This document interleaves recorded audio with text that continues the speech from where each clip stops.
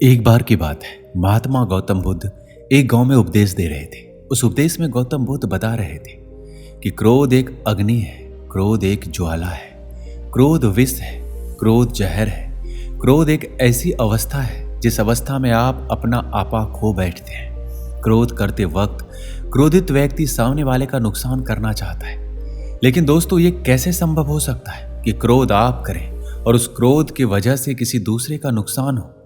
ये तो कदापि नहीं हो सकता। हाँ, ये जरूर होगा कि उस क्रोध की वजह से आप जरूर परेशान होंगे, आपकी मानसिक स्थिति जरूर बिगड़ेगी, आपकी शारीरिक अवस्था जरूर खराब हो सकती है। गुस्से में आप कुछ ऐसा बोल या कर जाएंगे जिसकी वजह से आपकी इज्जत भी खराब हो जाएगी। क्रोध मानो इस तरह है कि आप खुद जहर पीना चाहते हैं और उस जहर का असर किसी दूसरे के शरीर में देखना चाहते हैं। लेकिन ये कैसे हो सकता है? जब आप क्रोध रूपी जहर को खुद ही पी रहे हैं तो उसका असर तो आपके ऊपर ही होगा ना। जब महात्मा गौतम बुद्ध जी ये उपदेश दे रहे थे, उस दौरान उपदेश देते वक्त गांव के सभी लोगों की एकत्र हुई भीड़ में एक क्रोधी व्यक्ति बैठा हुआ था। वो क्रोधी व्यक्ति इस बात को सुनकर गुस्सा और क्रोधित हो रहा था, क्योंकि कहीं ना कहीं वह अपने आप की बेइज्जती महसूस कर रहा था। वह मेरा बेइज्जती कर रहे हैं। महात्मा गौतम बुद्ध जी की क्रोध की इस उपदेश को सुनते सुनते क्रोधित व्यक्ति इतना ज्यादा गुस्सा हो गया कि वह उस भीड़ से उठा और महात्मा गौतम बुद्ध जी के मुंह पर जाकर थूक दिया।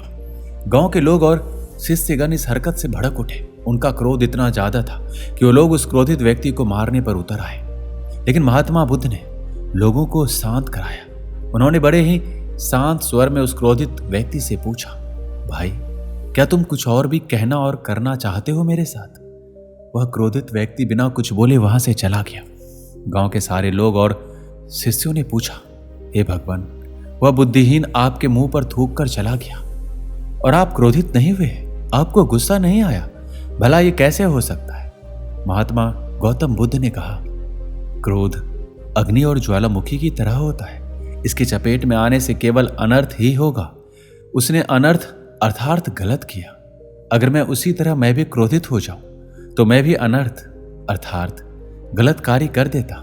वह व्यक्ति हो सकता है किसी परेशानी में रहा हो, किसी बात को लेकर परेशान रहा हो, जिसकी वजह से उसने ये गलत कार्य किया हो। गांव के सारे लोग महात्मा गौतम बुद्ध के बात को भली भांति समझ गए और अपने गुस्से को शांत कर लिए।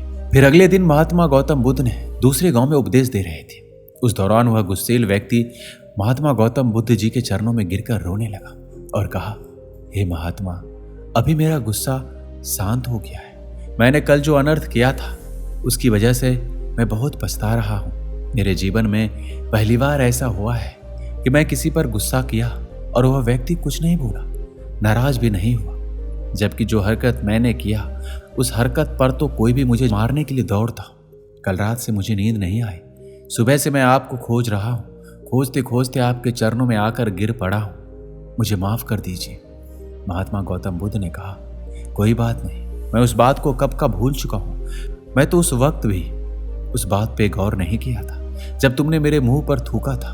फिर उस व्यक्ति ने कहा, आप महान हैं। इतना सारा हो जाने के बावजूद भी आप मुझसे नरम स्वभाव से बात कर रहे हैं। मेरा दोस्त होने के बजाय मेरे दोस्त का बचाव कर रहे हैं। इस नासमझी क्रोध की वजह से हुए पाप के लिए मैं क्षमा चाहता हूं। गौतम बुद्ध ने कहा, तुम्हारा पश्चाताप तुम्हें तुम्हारे क्रोध के अग्नि से मुक्त दिला दिया है। जाओ, सुखी रहो।